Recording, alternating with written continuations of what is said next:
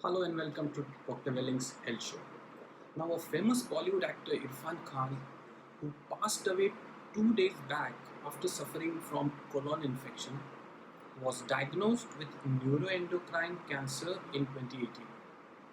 The neuroendocrine tumors form in the cells that interact with your nervous system or in glands that produce hormones.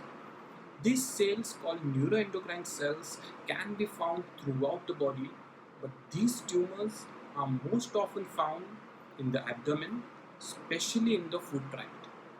These tumors may also be found in the lungs, pancreas, and the adrenal glands. A neuroendocrine tumor begins in the specialized cells of the body's neuroendocrine system. These cells have traits of both hormone producing cells and nerve cells.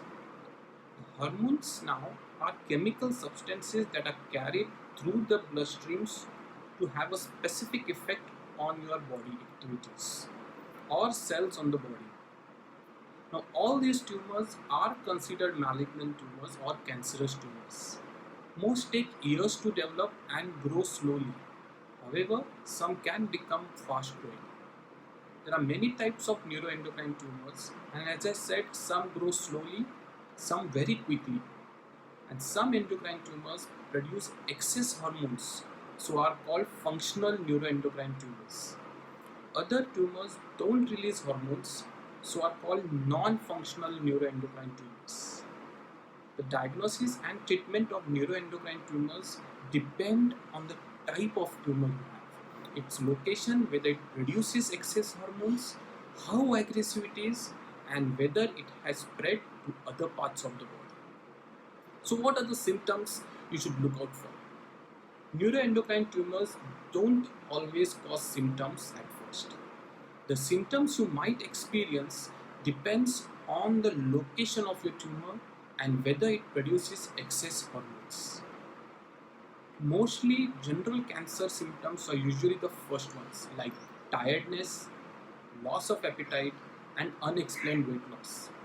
Then there are symptoms related to the tumor size and location, like persistent pain in the specific areas, lump or swelling in any part of the body, vomiting or nausea, a cough that does not go away, changes in your stool or urine habits.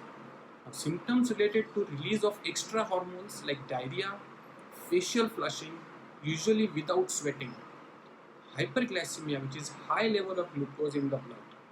Now, glucose is the sugar that is converted into energy by the body. Hyperglycemia causes frequent urination, increased thirst, and increased hunger. Or it can cause hypoglycemia, which is low level of glucose in the body. It causes tiredness, nervousness, dizziness, and lightheadedness, sweating, also fainting. The gastric ulcers can also be formed, skin rash can be there.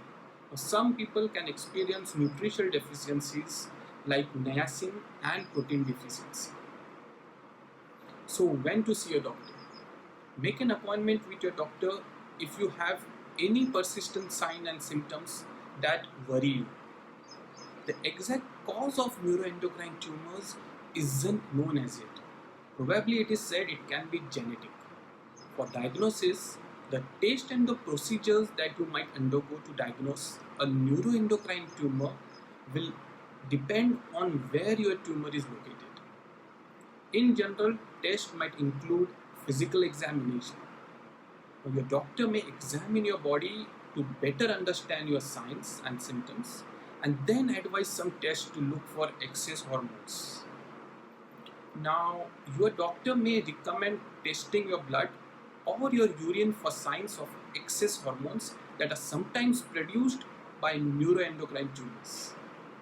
You might undergo imaging tests such as ultrasound, CT scan, or MRI scan to create the exact picture of your tumor. For neuroendocrine tumors, the pictures are sometimes created using a PET scan also. So, what is the treatment? The treatment options obviously for your neuroendocrine tumor will depend on the type of tumor, its location, and whether you are experiencing the signs and symptoms of excess hormone produced by the tumor. In general, neuroendocrine tumor treatment options might include surgery, chemotherapy, is something called as targeted drug therapy, medications to control the excess of hormones, and radiation therapy. Some of these tumor patients can be eligible for our homeopathic immunoknife therapy. The treatment might be available to you depending on your particular situation and your specific type of neuroendocrine tumor. And lastly, what did the colon infection happen? Irfan Khan was suffering from an infection to his colon, which can happen when the lining of your colon that is present inside the large intestine gets inflamed. Several diseases can interfere with the normal functioning of your large intestines. Now, although the colon inflammation is largely resultant of a viral or bacterial infections, sometimes colon can also be compromised by cancer complications or the treatment. Having cancer and certain treatments for cancer, such as chemotherapy, can put you at higher risk of developing an infection and sepsis. If you want any help with symptoms or diagnosis, feel free to visit a Welling clinic near you or chat with our doctors for our website. That's all in today's episode. To watch my other videos, like my Facebook page or subscribe to my YouTube channel.